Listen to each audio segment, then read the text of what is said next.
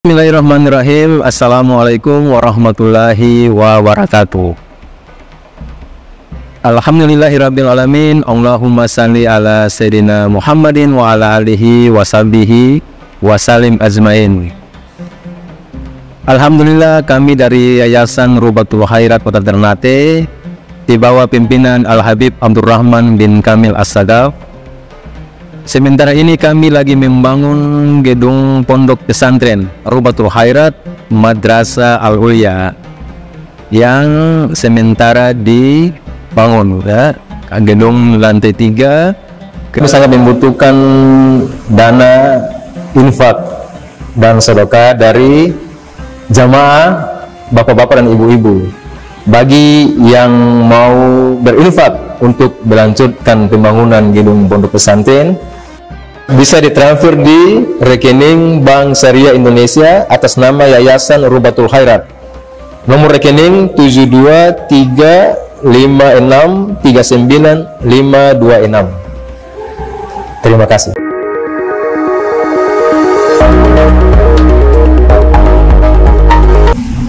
Kita sampai ke bab Abwabul Khairi, pintu-pintu kebaikan dari orang yang mengajarkan orang lain kebaikan. Nabi sallallahu alaihi wasallam beliau bersabda, "Maukah aku tunjukkan padamu pintu-pintu kebaikan?" Jadi beliau bersabda kepada sahabat Sayyidina Muaz bin Jabal, "Maukah aku tunjukkan padamu pintu-pintu kebaikan?" Yaitu jalan-jalan dan sebab-sebab yang menyampaikan kepada kebaikan tersebut. Kata Allah di situ sebagai tawaran. Jadi Nabi memberikan tawaran dengan lemah lembut, yaitu maknanya, saya ingin menunjukkan kepadamu kebaikan. Apakah kamu senang dengan hal itu? Itu dalam bentuk ghayatul tashwiq, ingin menarik rasa rindu atau rasa cinta terhadap hal yang akan disebutkan oleh beliau. Maka Nabi bersabda, "As-saumu junnatun." Puasa adalah junnah. Junnah artinya wiqayah, pelindung dari orang yang berpuasa. Jadi ketika seseorang berpuasa, puasa itu diibaratkan oleh Rasulullah sallallahu alaihi wasallam sebagai wiqayah, pelindung bagi orang yang berpuasa dari istilahi syahwati, dikuasai oleh syahwat. Nah, orang ketika berpuasa, syahwatnya itu melemah, nafsunya itu menjadi lemah. Nah, nafsu yang Allah ciptakan ada di dalam diri kita hanya bisa dilemahkan dengan berpuasa. Selain berpuasa tidak bisa dilemahkan. Makanya Nabi SAW mengatakan ketika seorang berpuasa, dia terbebas daripada dikuasainya oleh syahwat dan nafsunya. Nah, sebab itu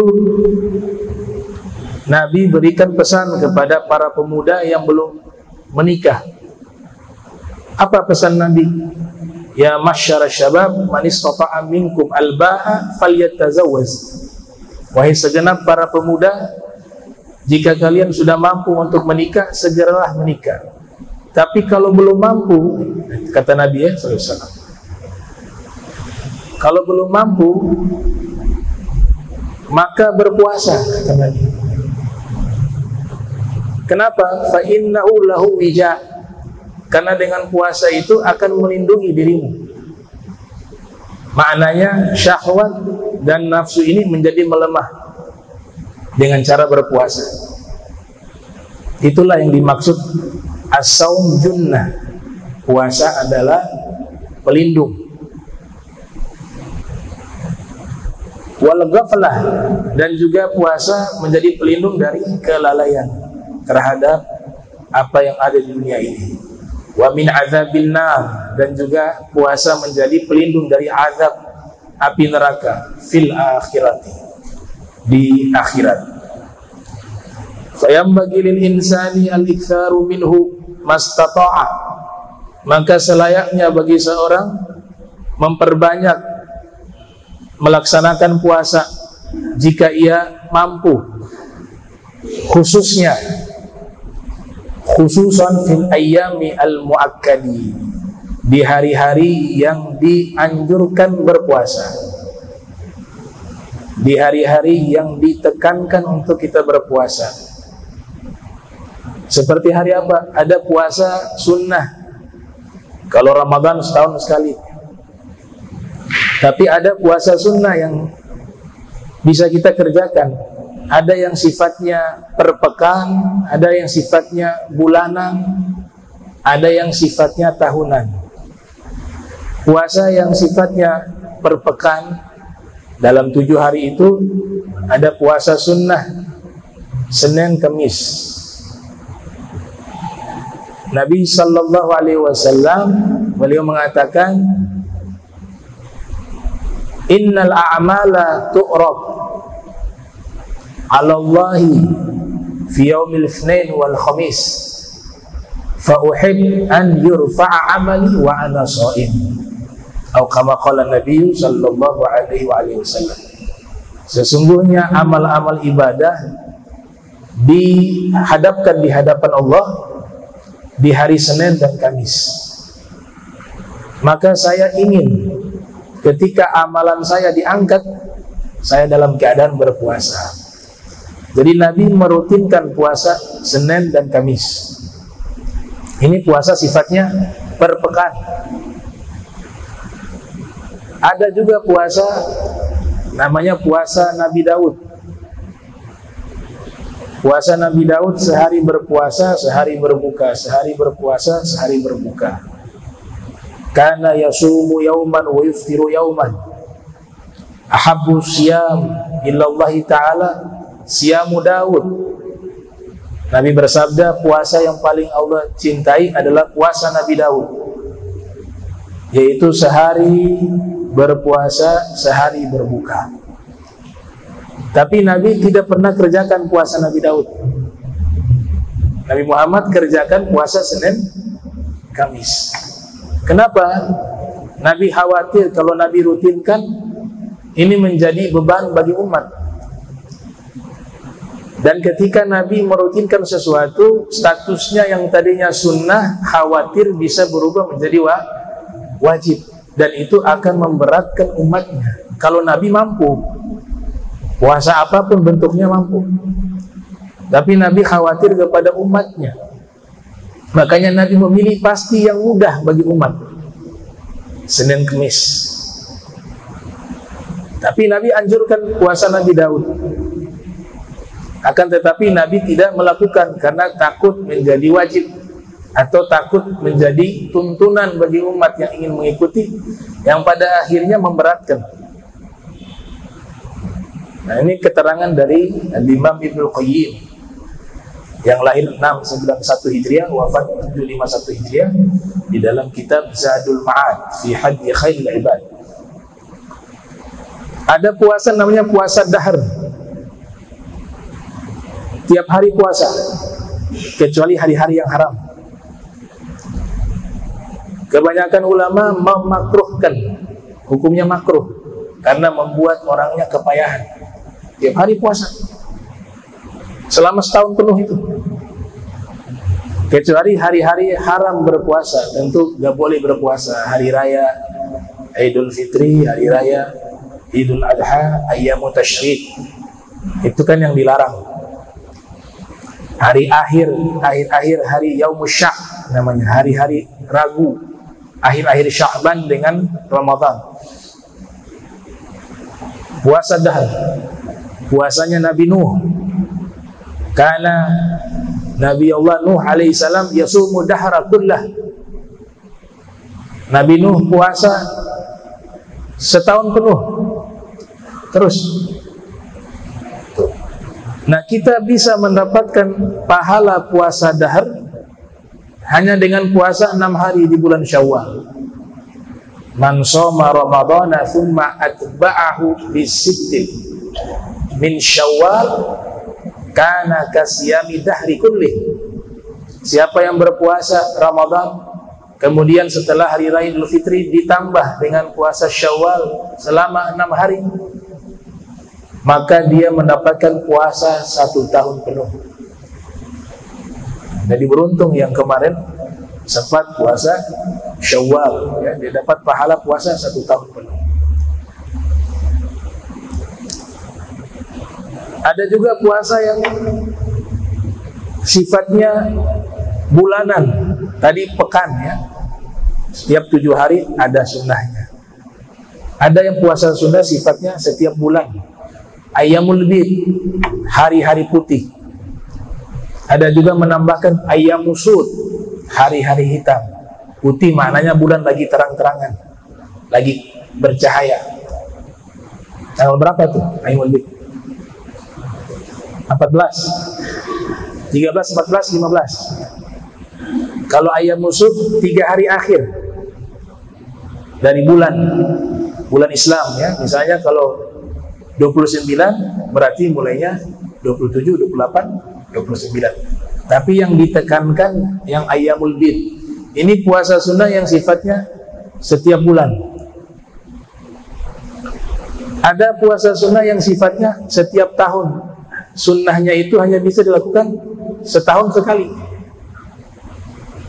Di antara puasa sunnah yang tahunan ada puasa Asyura 10 Muharram.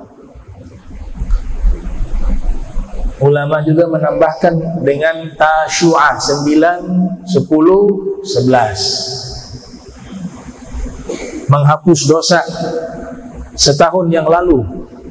Su'ilan Nabiyyu sallallahu alaihi wasallam, ditanya Nabi sallallahu alaihi wasallam tentang fadilah puasa Muharram. Kata Nabi, yukaffiru dzunub as-sanah, ya, dihapus dosa setahun yang lalu. As-sanah al-madiyah. Puasa Muharram hanya bisa dilakukan setahun sekali, yaitu 10 Muharram. Ada juga puasa Arafah. Nah, ini Arafah masih bisa, kemungkinan kita insya Allah bisa kerjakan. Bagi orang yang tidak dalam posisi sedang melaksanakan ibadah haji, disunnahkan puasa Arafah. Tapi yang sedang berhaji tidak disunnahkan, ya, sedang wukuf, ya, sedang wukuf di Arafah. Nah, puasa Arafah setahun sekali. Tepatnya tanggal berapa? 9, ya. 9 Zulhijjah. Tanggal 10 kan hari raya Idul Adha. Tanggal 9 Zulhijjah itu di sana yang sedang ibadah haji sedang wukuf. Nanti 10 kan lempar jumroh akhir. Yang tanggal 9 yang mereka wukuf. Kita yang saat ini tidak berhaji, ada di tempat ini, disunnahkan puasa sunnah Arafah. Pahalanya adalah Nabi katakan puasa Arafah itu yukaffiru, mengkafarat dosa-dosa as-sanata qablahu wa ba'dahu, 1 tahun sebelumnya dan 1 tahun setelahnya.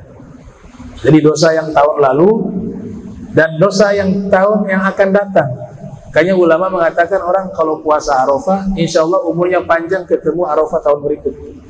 Karena Nabi katakan dosanya diampuni setahun yang lalu dan setahun yang akan datang. Secara tidak langsung didoakan panjang umur biar ketemu tahun depan.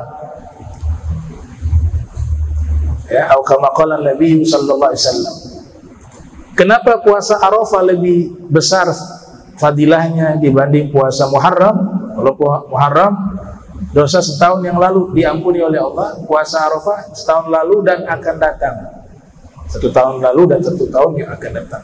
Karena kalau puasa Muharram, puasanya itu berkaitan dengan Nabi Musa alaihissalam. Orang-orang Yahudi puasa Muharram, Lamma qadima Nabi sallallahu alaihi wasallam al-Madinata wajada al-Yahud yasumuna. Nabi ketika tiba di kota Madinah, Nabi mendapati orang-orang Yahudi sedang berpuasa juga di 10 Muharram. Fasa'alahum an dzalika. Lalu Nabi bertanya pada mereka, kenapa kalian puasa di 10 Muharram? Dijawab oleh orang-orang Yahudi, karena di hari ini hadzal yaum najjallahu fihi Musa wa aghraqa fir'auna. Atau kama qala Nabi sallallahu alaihi wasallam. Kata orang Yahudi, di hari ini kami berpuasa karena hari ini Nabi Musa diselamatkan oleh Allah dari kejaran Fir'aun dan pasukannya. Dan di hari ini Fir'aun dan pasukannya ditenggelamkan oleh Allah.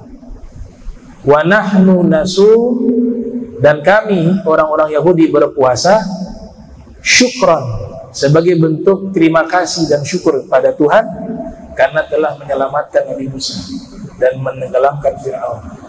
Kemudian Nabi Muhammad SAW mengatakan, nahnu aula bi Musa minkum, yang lebih pantas berterima kasih kepada Allah adalah kami dibanding kalian. Diperintahkan berpuasa. Awal perintah hukumnya wajib sebelum Ramadan. Ramadan diwajibkan tahun 2 Hijriah. Nabi tiba di awal Hijrah, puasa yang dilaksanakan hukumnya wajib waktu itu puasa Muharram. Ketika turun perintah puasa Ramadan, status puasa Muharram yang wajib berubah menjadi sunnah, dan Ramadan adalah puasa yang wajib. Ya, faman syahida minkumus syahra, atau man syahida minkumus syahra falyasumhu. Atau ya ayyuhalladzina amanu kutiba alaikumusiyam kama kutiba alal ladzina min qablikum la'allakum tattaqun. Ini ayat-ayat yang mengandung perintah wajib puasa di bulan suci Ramadan.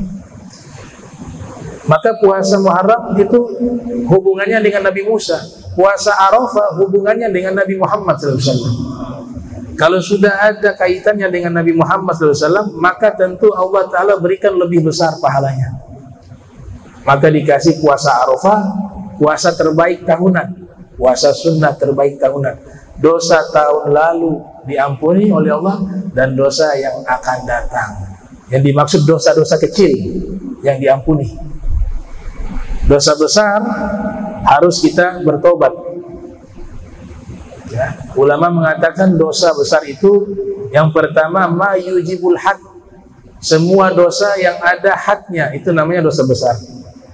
Ada sebagian ulama mengatakan dosa besar itu adalah semua dosa yang disebutkan di dalam Al-Quran. Itu semua dosa besar.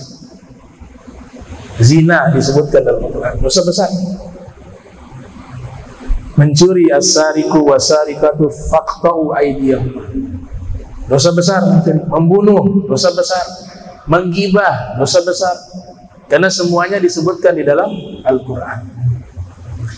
Ada juga ulama yang mengatakan dosa itu tidak ada istilah dosa besar, dosa kecil. Semua dosa yang dilakukan itu besar. Sehingga dikatakan la tanzuru, jangan pernah kalian melihat kepada kecilnya dosa. Walakin unzuru ila man asaita, tapi kalian harus lihat kepada siapa kalian berbuat dosa. Kalian berbuat dosa kepada Allah, Allah Maha Besar. Maka tidak ada istilah dosa kecil, dosa besar. Itu menurut sebagian ulama seperti itu. Kemudian puasa yang lainnya wa Asyura sudah tadi, wa sittah Syawal, puasa 6 hari di bulan Syawal. Mazhab Maliki tidak menganjurkan puasa 6 hari Syawal. Mazhab Maliki, mazhab kita mazhab Syafi'i ya sunnah. Wal ashharul hurum, dan puasa di bulan-bulan haram. Bulan-bulan haram itu ya yang 4, Dzulqa'dah, Dzulhijjah, Muharram. Kemudian yang satunya bulan Rajab. Itu disebut dengan bulan-bulan haram. Inna iddatish syuhur indallah 12 syahra fi kitabillah yauma khalaqas samawati wal ard minha arba'atul hurum. Warada fil hadis afdalu saumi saumu akhi Daud kana yasumu yauman wa yuftiru yauman.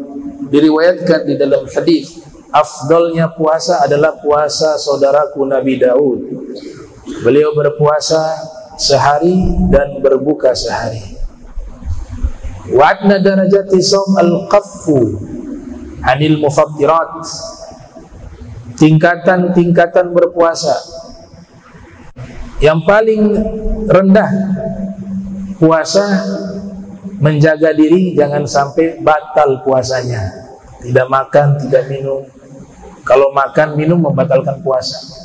Dan hal-hal yang membatalkan puasa yang diterangkan oleh para fuqaha.